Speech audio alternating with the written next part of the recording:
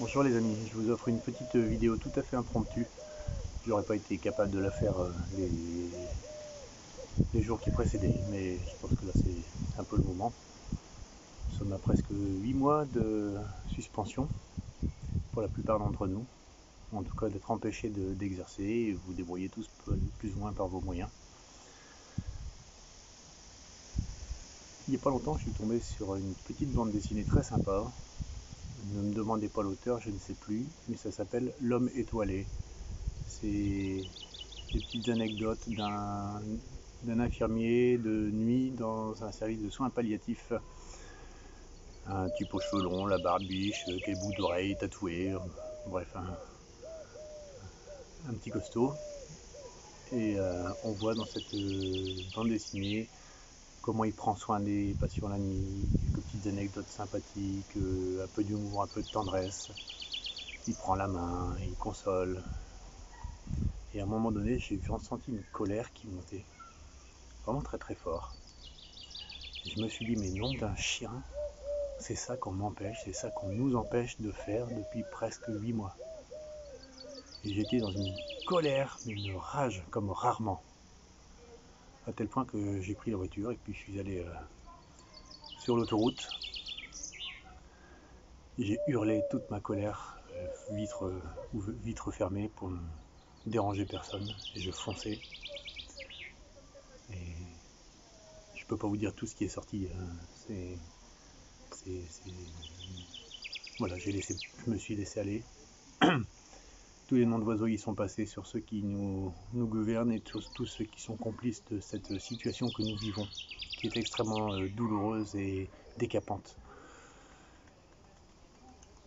Alors, c'est pas seulement pour vous dire ça que je vous en parle, mais c'est simplement en introduction. Ça m'a fait du bien de pouvoir hurler. Alors si vous pouvez le faire aussi, parce que ce que vous vivez est injuste et vous n'avez pas le droit de garder ça pour vous. Vous n'avez pas le droit de garder ça en intérieur.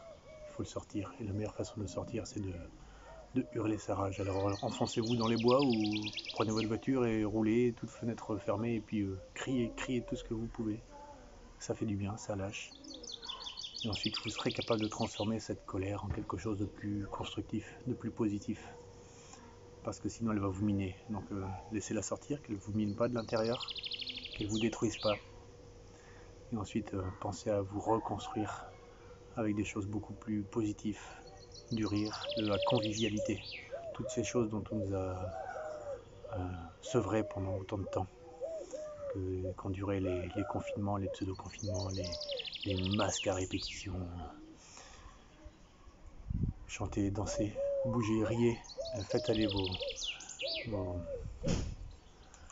toute votre énergie positive, rencontrez du monde, faites des bons repas, des bons gueuletons, des promenades en forêt, construisez le monde nouveau à venir, ne les laissez pas vous détruire.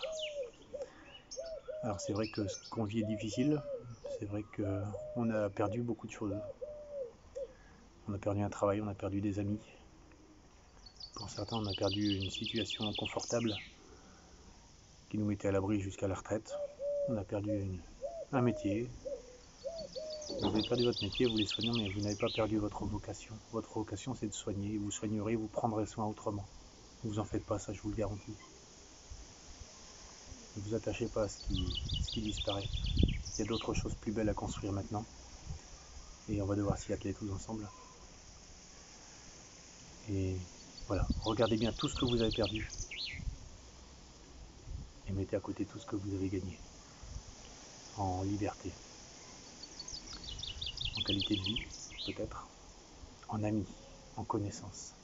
Toutes ces personnes que vous auriez été incapables de rencontrer autrement. Et que cette situation vous a permis de découvrir. Vous vous êtes découvert vous-même, vous avez découvert les autres. C'est génial. Franchement, c'est génial. Alors, on va morfler encore, hein, on va peut-être bouffer des limaces et des pissenlits, comme j'ai coutume de le dire. Mais c'est pas grave. Rappelez-vous aussi ce que disait Thomas Sankara, le premier président du Burkina Faso. Je préfère vivre un jour comme un lion que 100 ans comme un mouton. Bon courage à tous, nous avons un nouveau monde ensemble à reconstruire.